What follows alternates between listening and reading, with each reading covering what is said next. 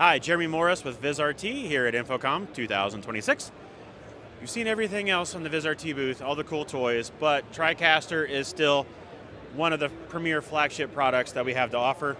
The TriCaster Vizion is what I'm showing here with some of our latest tool sets involved, including the first to be seen Live Panel 2.0. What we're able to do with Live Panel inside TriCaster now is more customization of the main user interface and simplification for operators.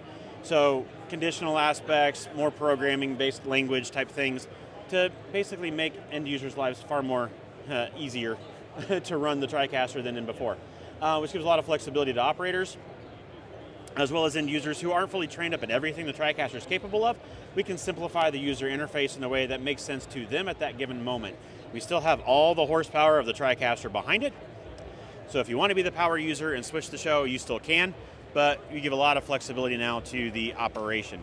So some of the things that we've talked about with NDI 6.3 is the metadata capabilities, and so we're also showing the capability of taking a closed caption feed and now being able to stream that out. So now we have the captioning available on the output from the TriCaster.